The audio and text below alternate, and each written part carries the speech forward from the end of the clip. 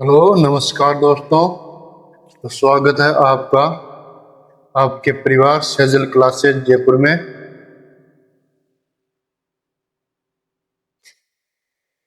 आज है आपका टॉपिक वह है सर्वनाम। कौन सा?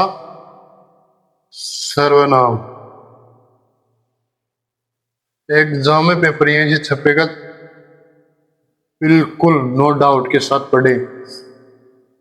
पूरी निःशुल्क पढ़ाई जाएगी आपको हिंदी, पूरी थ्योरी के साथ। बीएसटीसी हो, CET, video, LDC, high court, सभी के लिए महत्वपूर्ण क्लास है ये।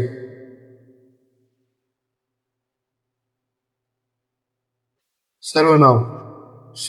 सर्वनाम का शाब्दिक अर्थ। सर्वनाम का शाब्दिक अर्थ होता है यानी कि सबका नाम। सर्वनाम शब्द में नाम का अर्थ संज्ञा है। क्या? कि सर्वनाम जो शब्द है उसमें नाम का अर्थ क्या है? संज्ञा है। सर्वनाम की परिभाषा।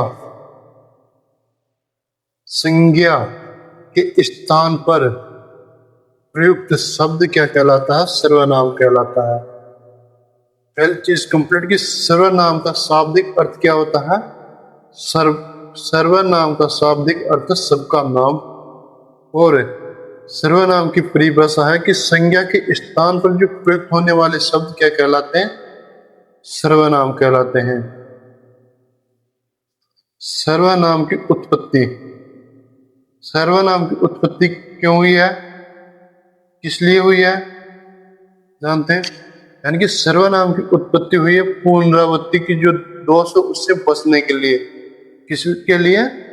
पुनरावृत्ति के दोष से बचने के लिए, यानी कि दोहरान से बचने के लिए, कि संज्ञा शब्दों की पुनरावृत्ति से बचने के लिए किसकी उत्पत्ति हुई है?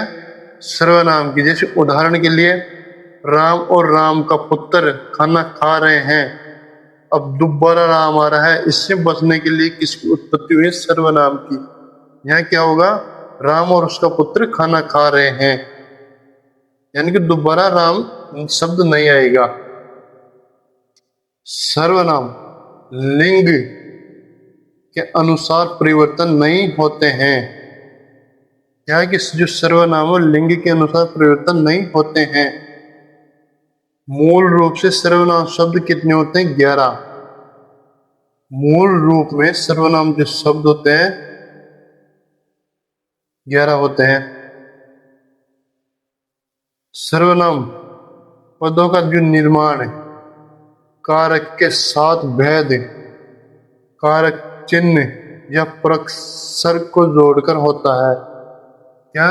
कि सर्वनाम शब्दों का जो निर्माण है वो कारक के जो सातों भेद और कारक चिन्हों के, कारक चिन्ह या प्रक्षर उसको जोड़कर किसका निर्माण होता है? सर्वनाम का। संबोधन कारक और उसके चिन्ह को छोड़कर प्रयुक्त होते हैं, यानी कि सर्वनाम में संबोधन कारक तक नहीं होता है, न उसके चिन्ह होते हैं।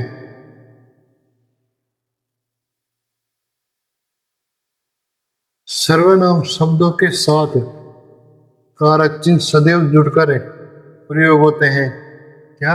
जो सर्वनाम शब्द है उसके साथ कारक चिन्ह जुड़कर सदैव प्रयुक्त होते हैं, प्रयोग होते हैं।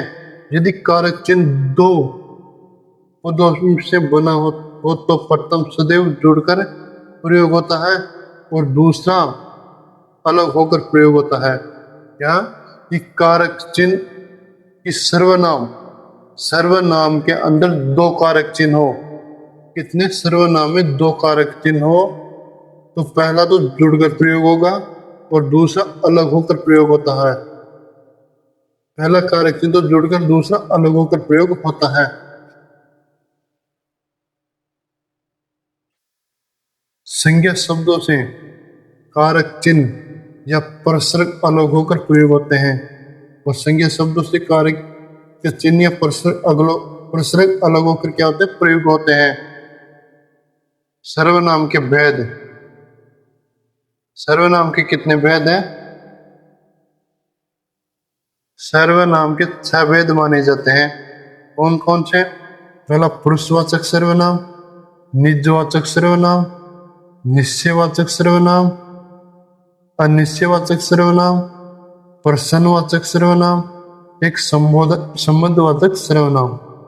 पहला, पुरुषवाचक सर्वनाम के कितने भेद हैं? 4। पुरुषवाचक सर्वनाम को तीन पुरुषवाचक सर्वनाम को कितने भागों में बांट दिया? 3 भागों। कौन सा? उत्तम पुरुषवाचक सर्वनाम, मध्यम पुरुषवाचक सर्वनाम और अन्य पुरुषवाचक सर्वनाम। उत्तम, उत्तम में कौन आता? मैं।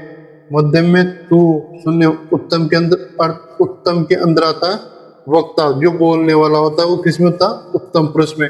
मध्यम पुरुष में आता सुनने वाला, और अन्य पुरुष में आता है जो न तो वक्ता हो जो न सुनने वाला हो, अन्य कोई की बात की गई हो, वो अन्य पुरुष में आता है।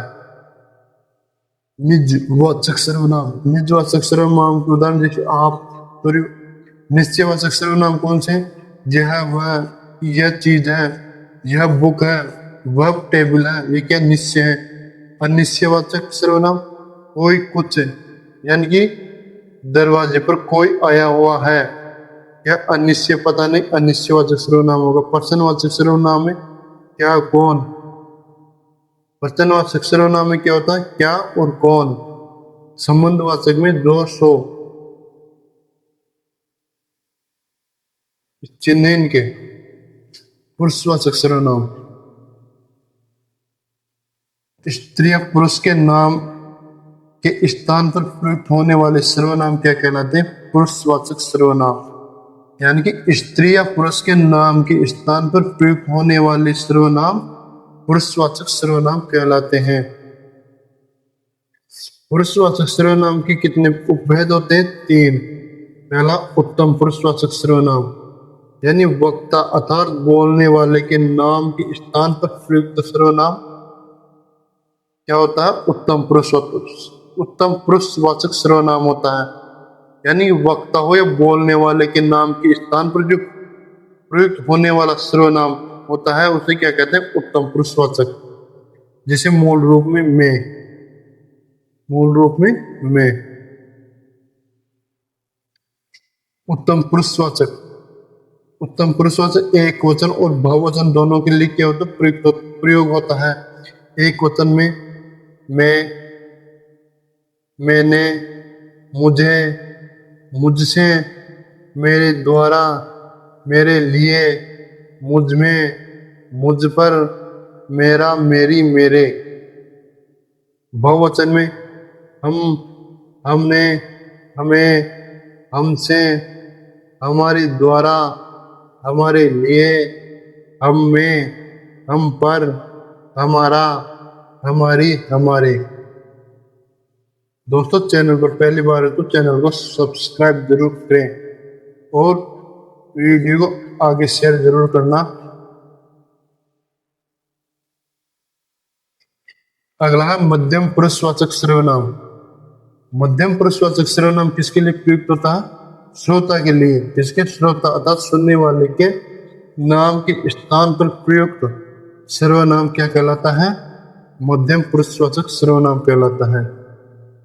मूल रूप में इसका जो शब्द होता है वो होता तू। क्या होता? तू। जो सुन, तू सर्वनाम का प्रयोग किसके लिए होता? छोटे के लिए, ईश्वर के लिए, तिरस्कार या अपमान के लिए, घनिष्ठ, प्रेम, अपमान में, घनिष्ठ प्रेम में और अपनापन में, तिरस्कार में, आत्मीयता में, निकटता में,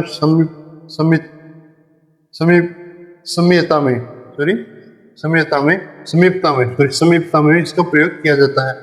तो सर्वनाम का प्रयोग किसके लिए होता है? छोटों के लिए होता है, ईश्वर के लिए होता है, तिरस्कार या अपमान में होता है, घनिष्ठ प्रेम में होता है, अपनापन में होता है, आत्मीयता में होता है, निकटता में होता है और समीपता में तो सर्वनाम का प्रयोग होता है। यानी कि सुनने वाले के लिए प्रयोग किया जाता है। इसके उदाहरण,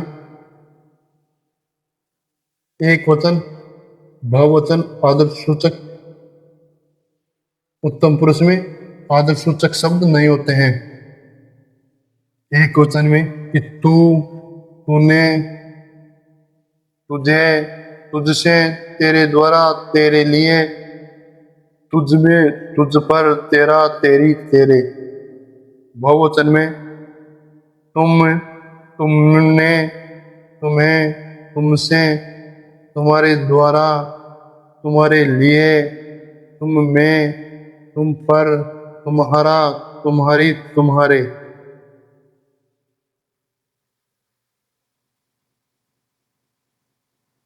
आदर सूचक आप, आपने, आपको, आपसे, आपके द्वारा, आपके लिए, आप में, आप पर, आपका, आपकी, आपके। ये किसमें आदर सूचक शब्द है।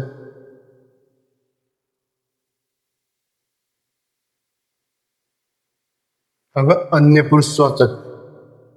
अन्य पुरुषवाचक किसे कहते हैं? यानी कि जो न तो वक्ता के बारे में कही गई बात हो, न सुनने वाले के बारे में हो, किसी अन्य के बारे में जो बात कही गई हो, उसे अन्य पुरुषवाचक कहते हैं। वक्ता व श्रोता को छोड़कर किसी अन्य स्त्री या पुरुष के नाम के स्थान पर प्रयुक्त सर्वनाम शब्द क्या कहलाता है? अन्य पुरुषवाचक सर्वनाम। क्या? कि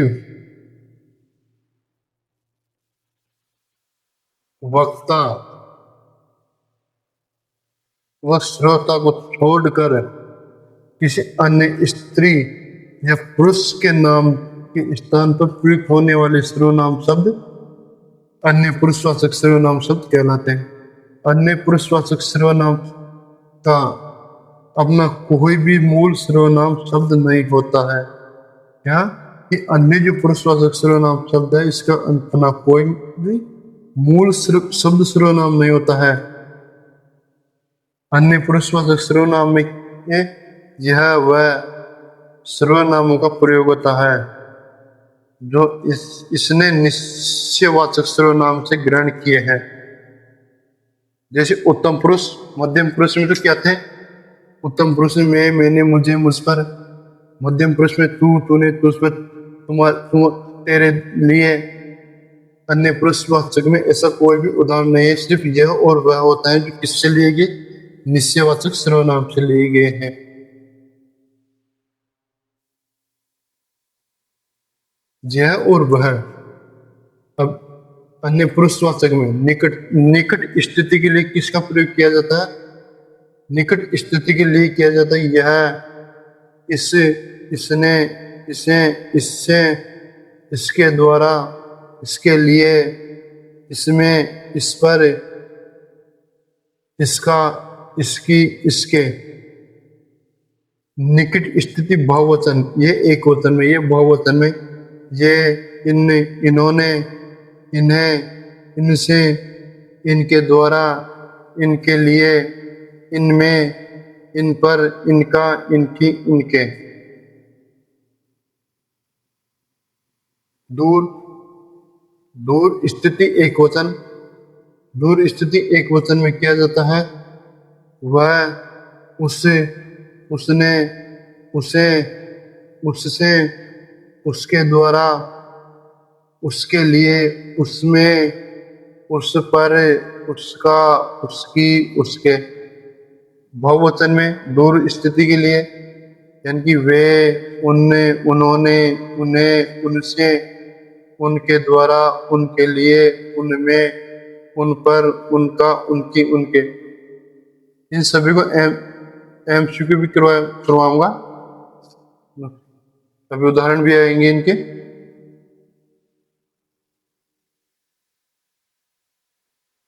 आदर सूचक किसमें? आदर सूचक किसमें? अन्य पुरुषवाचक में। यानी कि आप, आपने, आपको, आपसे, आपके द्वारा, यह काम आपके द्वारा किया गया है। आदर सूचक आपके लिए, यह वस्त्र आपके लिए है, यह कपड़े आपके लिए हैं। उदाहरण आप में, आप पर, आपका, आपकी, आपके। इसके लिए आदर सूचक अन्य।